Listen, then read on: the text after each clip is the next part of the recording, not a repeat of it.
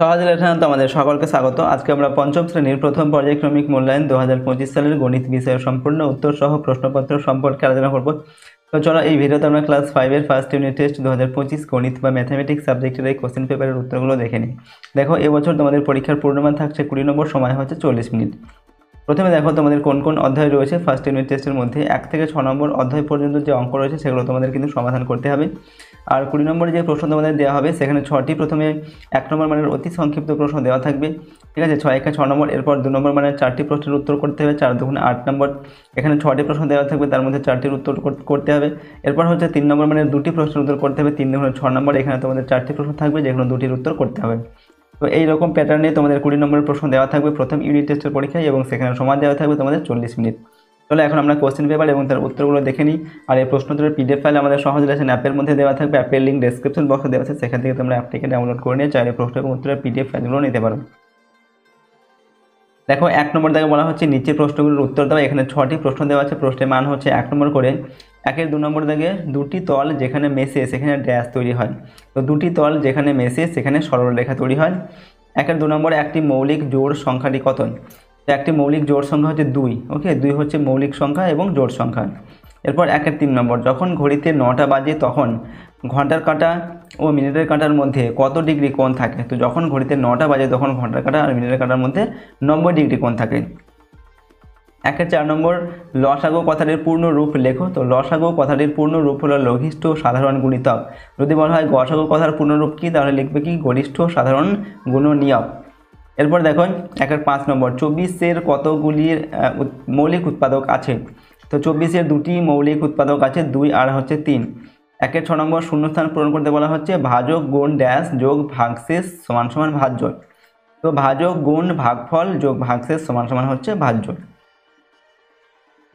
পরের প্রশ্ন 2 নম্বর দাগে নিচের যে কোনো 4টি প্রশ্নের উত্তর লিখতে হবে। প্রশ্নের মান 2 নম্বর করে, 4 দুগুণে 8 নম্বর। 2-এর 1-এর প্রশ্ন, 3টি ঘন্টা একসঙ্গে বাজার পর যথাক্রমে 15, 20 ও 25 মিনিট অন্তর বাজে, কতক্ষণ পরে ঘন্টাগুলি আবার একসঙ্গে বাজবে? তো দেখো এখানে আমরা কী করবো, এই 15, 20 আর 25 এর লসাগু বের করবো। তো লসাগু বের করার জন্য আমরা এগুলোকে ভেঙে নিচ্ছি। তোমরা এইভাবে যে ভাগ প্রক্রিয়া যে লসাগু সেটাও কিন্তু করতে পারো, ঠিক আছে। তো 15কে ভাঙছি, 3 5 15 হবে। 20কে ভাঙছি, 2 2 4, 4 5 20 হবে। 25কে ভাঙছি, 5 5 25। এবার আমরা 15, 20 আর 25 এর লসাগু বের করবো। প্রথমে এখানে দেখো 5 একটা আছে, এখানে 5 আছে একটা, এখানে 5 আছে 2টি, অর্থাৎ যেখানে সব থেকে বেশি আছে সেটা নেব। তো 2টি 5 আছে, 2টি 5 নেব। এখানে 2 নেই, এখানে 2টি 2 আছে, এখানে 2 নেই, তো 2টি 2 আমরা পাবো। এখানে 3 একটা আছে, এখানে 3 নেই, এখানেও নেই, তো একটা 3 আমরা নেব। এবার এই সবগুলোকে গুণ করব। 5 5 25, 25 দুগুণে 50, 50 দুগুণে 100, 100 আর 3 গুণ করে 300 হয়। সুতরাং 300 মিনিট আমরা পেলাম। 300 পেলাম, ঠিক আছে। 300 মিনিটটাকে আমরা কী করবো, 60 দিয়ে ভাগ করবো, দিয়ে এটাকে ঘন্টা তৈরি করবো। তো 5 আর 60 গুণ করে 300 হয়, তো 5 হয়ে গেল ঘন্টা। অতএব 5 ঘন্টা পর ঘন্টাগুলি আবার একসঙ্গে বাজবে। 2-এর 2 নম্বর হচ্ছে বাবা ও ছেলের বর্তমান বয়সের সমষ্টি 60 বছর। 20 বছর পর তাদের বয়সের সমষ্টি কত হবে? তো 20 বছর পর বাবার বয়সও কিন্তু 60 বছর বাড়বে। বাবার বয়সও 20 বছর কী হবে, বেড়ে যাবে। আর ছেলের বয়সও 20 বছর বাড়বে, অর্থাৎ 40 বছর মোট তাদের বয়স কিন্তু বেশি হবে। সুতরাং 20 বছর পর তাদের বয়সের সমষ্টি হবে 60 যোগ 20 যোগ 20 সমান সমান 60 আর 20 80, 80 আর 20 100 বছর হবে, ঠিক আছে। এরপর 2-এর 3 নম্বর, চিত্রসহ রেখাংশ ও রশ্মির পার্থক্য লেখন। তো রেখাংশ আর রশ্মির পার্থক্য কি? 1 নম্বর পার্থক্য, রেখাংশের 2টি প্রান্তবিন্দু আছে আর রশ্মির 1টি প্রান্তবিন্দু আছে। রেখাংশের নির্দিষ্ট দৈর্ঘ্য আছে, রশ্মির নির্দিষ্ট দৈর্ঘ্য নেই। দুটি নির্দিষ্ট বিন্দু দিয়ে একটি রেখাংশ আঁকা সম্ভব, আর 2টি নির্দিষ্ট বিন্দু দিয়ে 2টি রশ্মি আঁকা সম্ভব। এবার এটা হচ্ছে দেখো, এটা হচ্ছে রেখাংশ, এটা হচ্ছে রশ্মি, ঠিক আছে। রেখাংশের 2টি নির্দিষ্ট বিন্দু থাকে, তোমরা এ আর বি নাম দিয়ে দেবে, ঠিক আছে। এবং এটা হচ্ছে একটা সীমাবদ্ধ রেখাংশ, এটাকে ডান দিকে বাঁ দিকে কিন্তু আমরা বাড়াতে পারি না। এটা হচ্ছে রশ্মি, রশ্মিকে ডান দিকে আমরা যত খুশি বাড়াতে পারি। এখানে অ্যারো চিহ্ন দেওয়া আছে, আর বাঁ দিকের প্রান্ত বিন্দু রয়েছে, ওকে। 2-এর 4 নম্বর, 60,525 দিনে কত বছর, কত মাস, কত দিন? তো এটাকে প্রথমে আমরা বছর করব, তার জন্য 365 দিয়ে ভাগ করতে হবে 60,525কে। তো ভাগফল 165 বছর, আর 300 অবশিষ্ট থাকবে, 300টা হচ্ছে দিন। এই 300 দিনকে আবার আমরা মাস করব। তো 30 দিয়ে ভাগ করছি, 30 দিয়ে ভাগ করলে 10 হবে, 10 মাস। সুতরাং উত্তর লিখব অতএব 60,525 দিনে 165 বছর 10 মাস। এবার দেখো 2-এর 5 নম্বর, সর্বাধিক কতজনের মধ্যে 22টি গোটা লিচু ও 66টি কালো জাম সমান ভাগে ভাগ করা যাবে? দেখো এখানে আমরা কী করবো 66 ও 22 ও 66 এর গসাগু বের করবো। গসাগু হচ্ছে 22 হবে। সুতরাং আমরা উত্তর লিখবো অতএব সর্বাধিক 22 জনের মধ্যে 22টি গোটা লিচু ও 66টি কালো জাম সমান ভাগে ভাগ করা যাবে। 2-6 নম্বর 5 অঙ্কের ক্ষুদ্রতম সংখ্যা 3 অঙ্কের বৃহত্তম সংখ্যা থেকে কত বড়। তো 5 অঙ্কের ক্ষুদ্রতম সংখ্যা মানে একটা 1 হবে আর 4টে শূন্য হবে। 5 অঙ্কের ক্ষুদ্রতম সংখ্যা হয়ে গেল। এরপর 3 অঙ্কের বৃহত্তম সংখ্যা মানে 3টে 9, ঠিক আছে। এবার বলা হচ্ছে কি কত বড়, এই যে 5 অঙ্কের ক্ষুদ্রতম সংখ্যা এটা 3 অঙ্কের বৃহত্তম সংখ্যা থেকে কত বড়, তো আমরা বিয়োগ করব, ঠিক আছে। এই 10,000 থেকে 999 বিয়োগ করব, বিয়োগফল হচ্ছে 9,001 হবে, 9,001। উত্তরটা লিখবে অতএব 5 অঙ্কের ক্ষুদ্রতম সংখ্যা 3 অঙ্কের বৃহত্তম সংখ্যা থেকে 9,001 বেশি। এবার 3 নম্বর দেখে নিচের প্রশ্নগুলোর উত্তর দাও, যে কোনো দুটি করতে হবে। প্রশ্নের মান 3 নম্বর করে, 3 দুগুণে 6 নম্বর। 3-এর 1-এর প্রশ্ন, সুনীল বাবু তার 6 মাসের আয় দিয়ে 7 মাসের খরচ চালান। তার মাসিক খরচ 2,940 টাকা হলে তার মাসিক আয় ও সঞ্চয় কত টাকা। এখানে প্রথমে আমাদের কী দেওয়া আছে, সুনীল বাবুর 1 মাসের খরচ দেওয়া আছে 2,940 টাকা, এটা হচ্ছে তার 1 মাসের খরচ, ঠিক আছে। তাহলে সুনীল বাবুর 7 মাসের খরচ কত হবে, 7 দিয়ে গুণ করবো, গুণ করলে হচ্ছে কত 20,580 টাকা।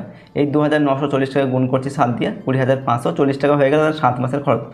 এবার এটা যে 7 মাসের খরচ তার সেটাই হচ্ছে 6 মাসের আয়, ঠিক আছে। তাহলে আমরা লিখবো সুতরাং সুনীল বাবুর 6 মাসের আয় হচ্ছে 20,580 টাকা। তাহলে সুনীল বাবুর 1 মাসের আয় কত হবে, এটাকে 6 দিয়ে ভাগ করবো, যেহেতু এটা তার 6 মাসের আয়, এই টাকাটা 20,580 টাকাটা, তো 6 দিয়ে ভাগ করলে 3430 টাকা হচ্ছে, এটা হচ্ছে তার 1 মাসের আয়, ওকে। এবার সুনীল বাবুর মাসিক সঞ্চয় কত, তার 1 মাসের খরচ হচ্ছে কত, 1 মাসের খরচ দেওয়া আছে 2940 টাকা।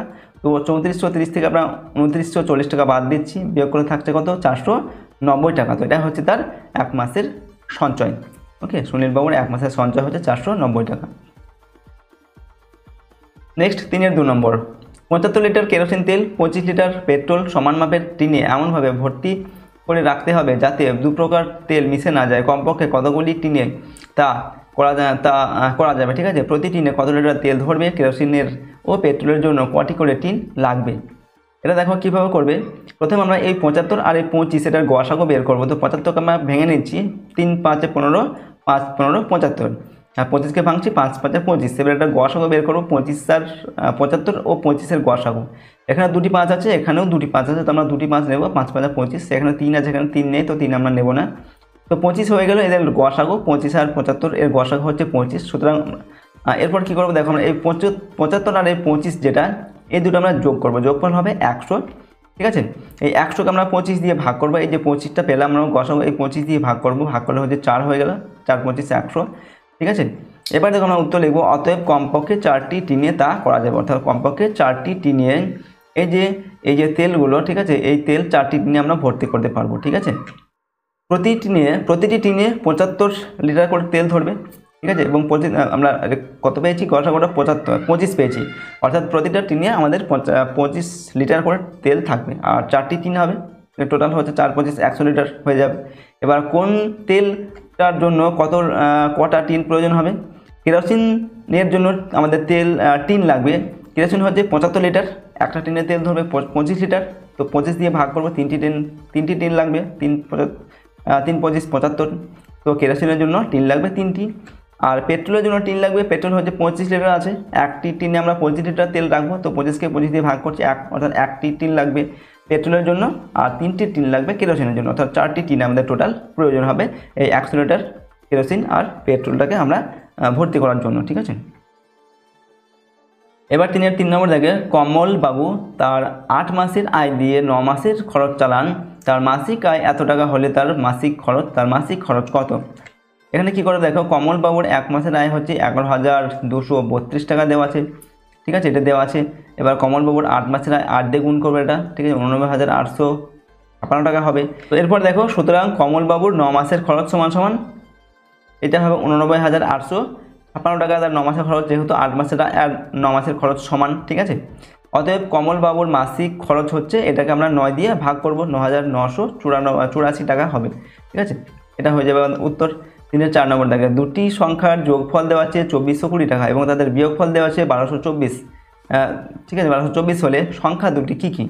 তো দুটি সংখ্যার যোগফল দেওয়া আছে এবং বিয়োগফল দেওয়া আছে, সংখ্যা দুটিকে বের করতে হবে। তো সংখ্যা দুটি বের করার জন্য কী করবো, প্রথমে আমরা এই সংখ্যা দুটিকে যোগ করবো, ঠিক আছে। 2420 আর 1224 যোগ করলাম 3644 হচ্ছে, এবার এই 3640কে আমরা 2 দিয়ে ভাগ করব, ভাগফল 1822 হবে, ঠিক আছে।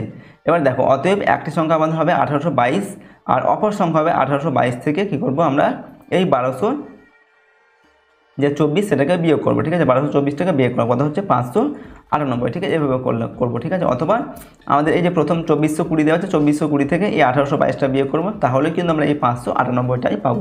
তো একটা সংখ্যা হচ্ছে 1822 আর অপর সংখ্যা হচ্ছে 598, ওকে।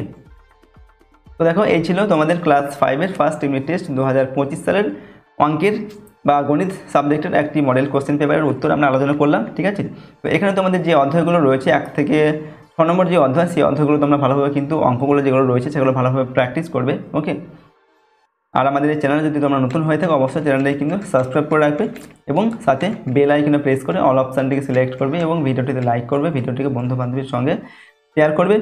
আর এই সমস্ত প্রশ্ন এবং উত্তরের পিডিএফ ফাইলগুলো আমাদের সহজ লেসন অ্যাপের মধ্যে দেওয়া থাকবে, অ্যাপের লিঙ্ক ডেসক্রিপশন বক্সে দেওয়া আছে, সেখান থেকে তোমরা অ্যাপটিকে ডাউনলোড করে নিয়ে চাইলে প্রশ্নগুলোর পিডিএফ ফাইল নিতে পারো। তো আজকের এই ভিডিওটিকে আমরা এখানে শেষ করছি। সম্পূর্ণ ভিডিওটি দেখার জন্য অসংখ্য ধন্যবাদ।